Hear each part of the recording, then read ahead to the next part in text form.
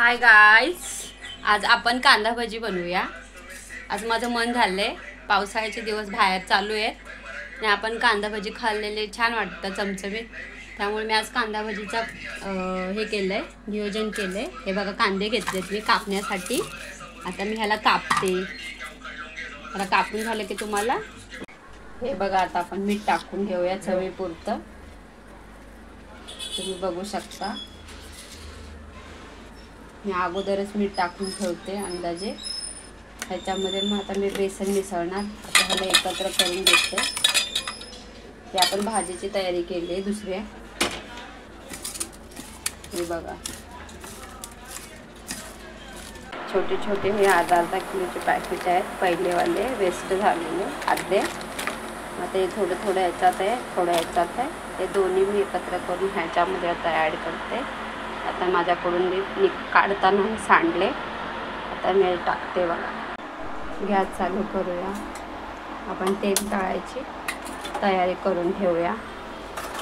त्यासाठी मी आता हे कढई ठेवते। आता त्यामध्ये तेल टाकते गरम करण्यासाठी। जोपर्यंत गरम होतंय तोपर्यंत आपण पीठ मळून घ्यायचं, भज्याची तयारी करूया।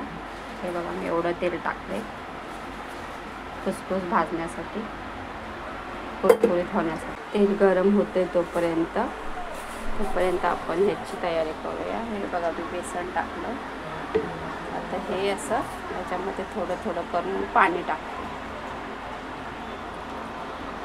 आपल्याला जास्त पातळ नाही करायचं, का तर पहिलेच कांद्याला पाणी सुटतं म्हणून। हे बघा, आता असं एकत्र हे करून घ्यायचं।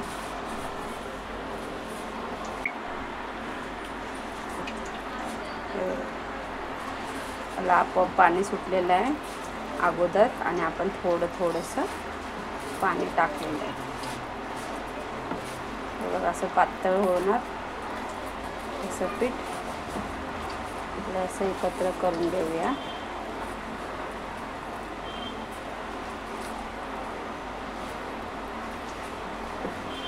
हे बघा, आता मी ना पीठ टाकून असं पाणी टाकून असं मळून घेतलं। आता बघा, हे बघा माझं पातळ थोडं पीठ झालंय। मी थोडंसं त्यामध्ये बेसन टाकते। हे बघा, असं झालं माझं पातळ पीठ। आता आपण ना हे तेल गरम करायला ठेवलं होतं। आता हे थोडंसं गरम झालेलं आहे, असं बघूया थोडं आपण टाकून हे थोडंसं। हां, आता आपलं हे तेल जसं पाहिजे तसं गरम झालंय। आपण आता ह्याच्यामध्ये भजी सोडूया, कांदा भजी। हे बघा, मी थोडे छोटेच घेते।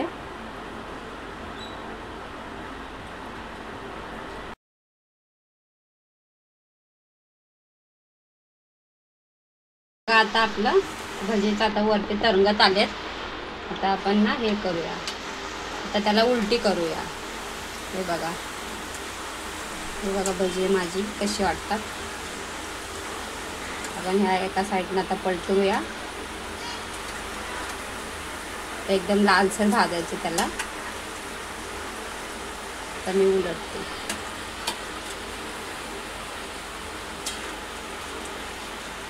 लालसर होत आलेत, आता अजून भाजते पण अजून लालसर असे होत आले।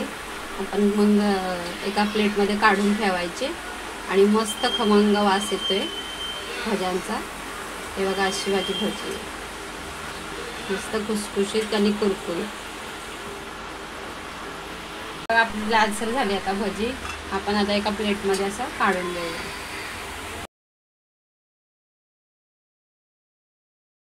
हे बघा माझी रेसिपी कांदा भजीची कशी वाटते ते बघा, आणि कमेंट्समध्ये शेअर करायला आणि सबस्क्राईब करायला विसरू नका।